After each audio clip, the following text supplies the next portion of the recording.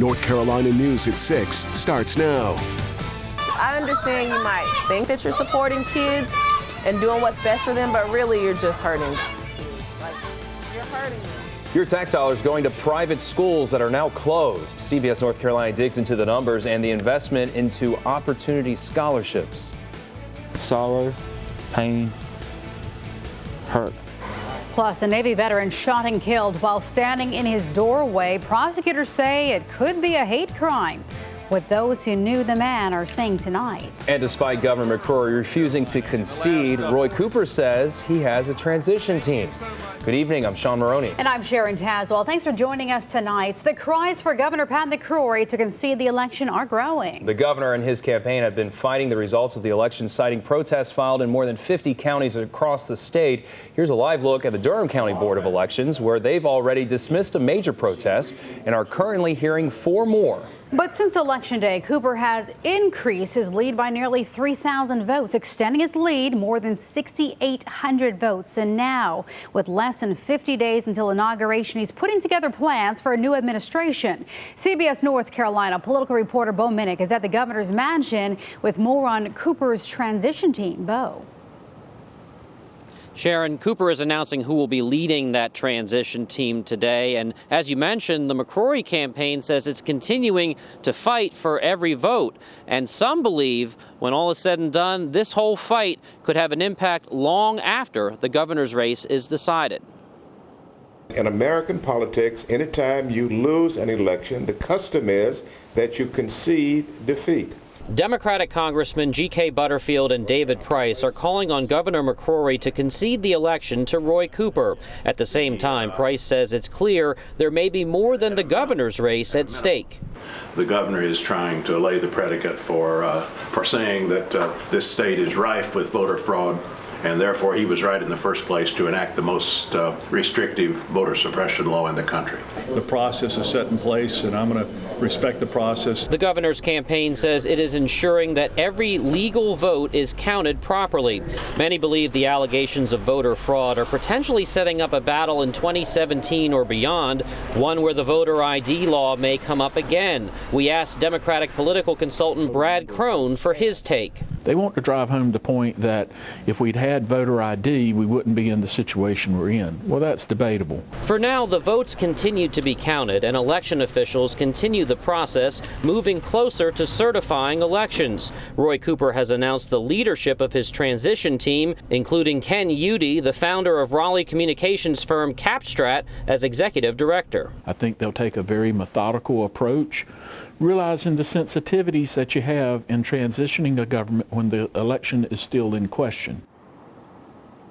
Cooper also named Christy Jones, his chief of staff over at the Department of Justice, and Jim Phillips, a Greensboro attorney, as co-chairs of the transition team. Live in Raleigh, Bo Minnick, CBS North Carolina. Bo, thank you. And we have a traffic alert tonight in Raleigh. Traffic is still being diverted after a water main break on Capitol Boulevard this afternoon. Here's a live look at the work being done right now on the main. Inbound Capitol Boulevard traffic is being turned around at Fenton Street, and the ramps to Capitol from both Wake Forest Road and Atlantic Avenue are blocked. Now, traffic south of Wade Avenue is not affected. However, the closure is having a residual effect around the area. And Bragg Boulevard is back open after a pedestrian was hit by a utility van. It happened around 3:15 near the intersection with Shannon Drive. Police say the pedestrian ran in front of the van while being chased by a bail bondsman. That person is now at Cape Fear Valley Medical Center in critical condition. A Wake County teacher was arrested this morning. School officials confirmed Timothy Justice has been a teacher at Broughton High School since 2013.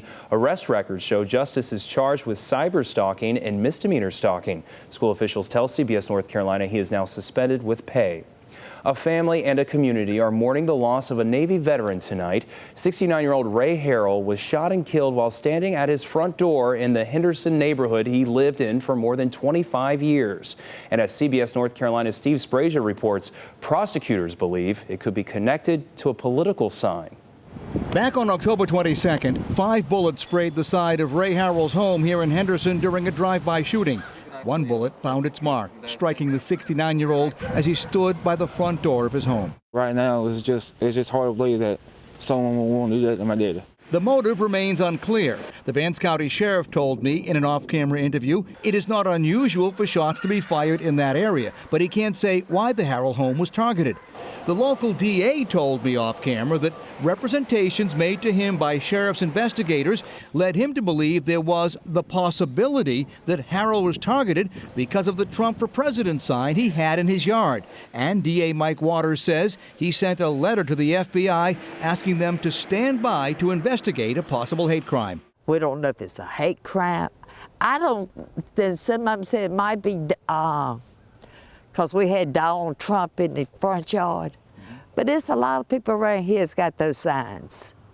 Why talk to us? And Sheriff Peter White also received a copy of the DA's letter and told me he is not in a position to say it was a hate crime. I want justice, whether it be the same way he died or life in prison.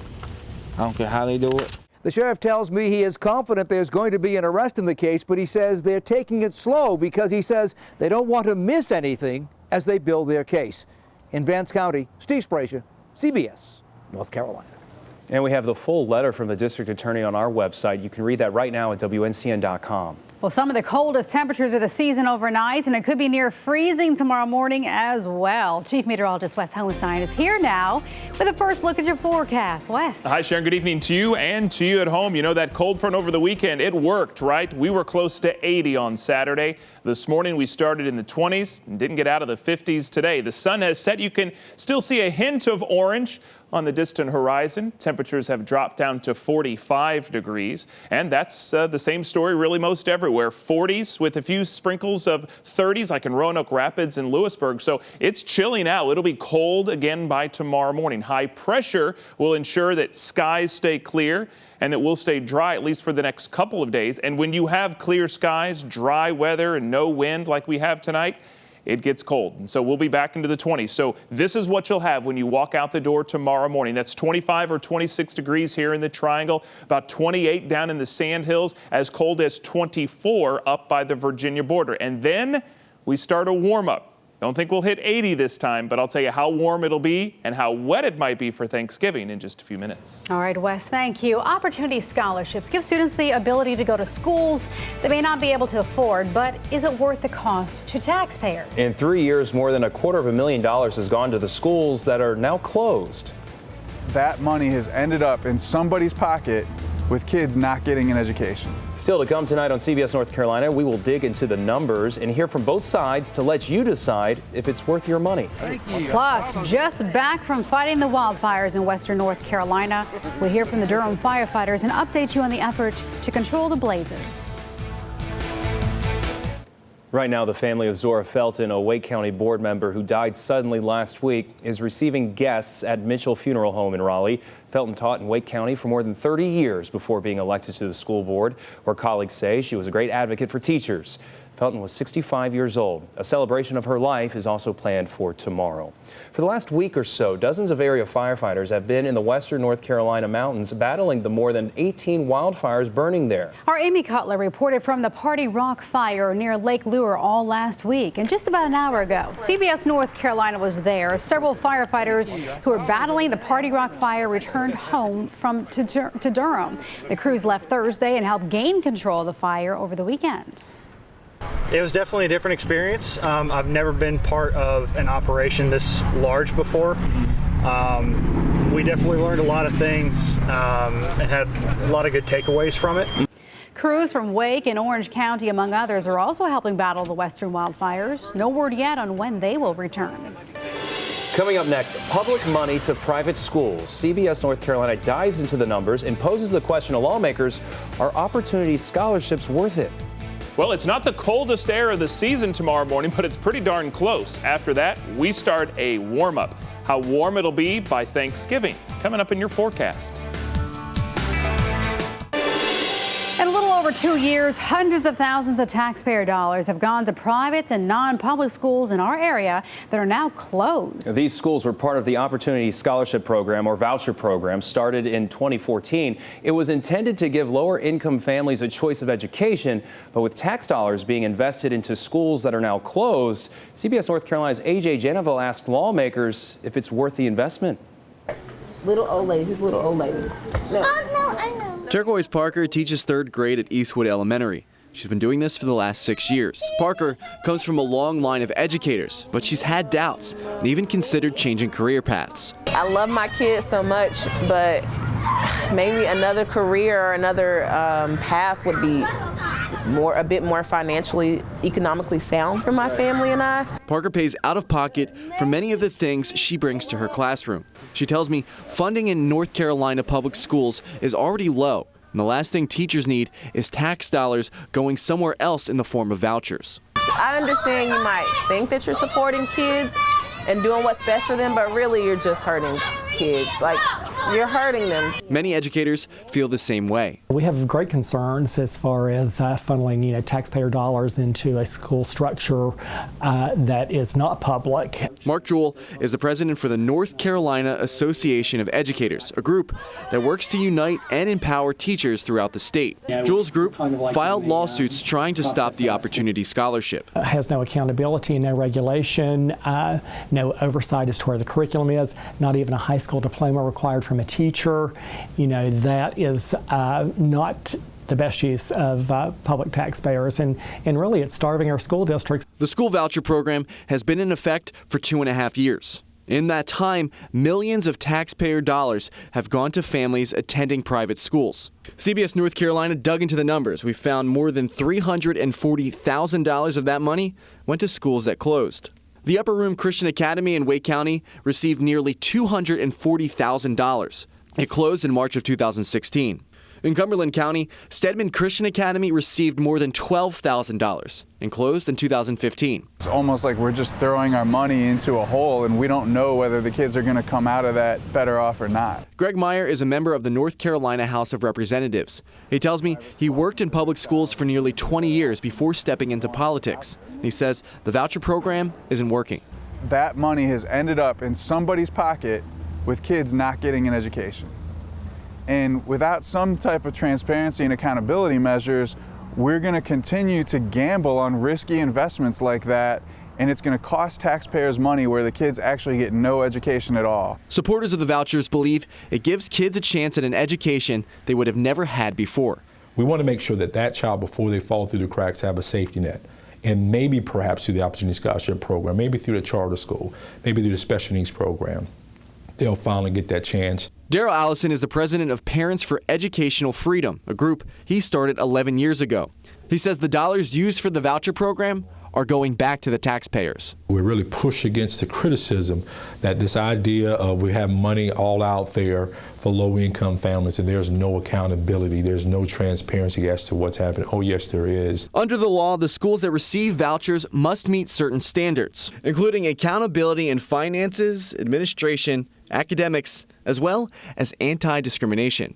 The fact that a school gets closed doesn't mean that there's been a failure. It means that you have a system that has some quality control, unlike the public schools that can't be closed no matter how bad they are. Representative Paul Stam introduced the school voucher bill. The state is spending about $8,600 per pupil in public schools. The voucher program pays up to $4,200 per eligible student. Stam says the voucher program is a popular success.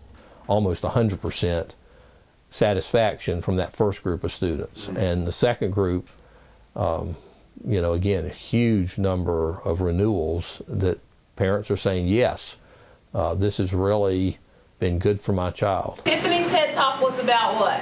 The teachers like Parker argue that money is being diverted from public schools and won't reach the students who can't get into the voucher program. Reporting for CBS North Carolina, I'm AJ Janavel. Well, I'm in the Weather Center now with Chief Meteorologist Wes Hohenstein. And what a switch from the weekend to this morning's 20s. If you weren't paying attention, that was a huge shock to the system. Our bodies are like, what are you doing to us? Because it was close to 80 on Saturday, and then it was 20s this morning. No more 80s, but I've got more 20s for you. Those come tomorrow morning. Sharon, today we only made it up to 54. That is below our average high for this time of year, 62. About the same tomorrow. I don't think you'll notice any differences tomorrow. You'll notice 60s on Wednesday, and then you'll be eating Thanksgiving turkey on Thursday, and your body will once again have some confusion because it's going to be close to 70 degrees. We also have some rain in the forecast on Thursday.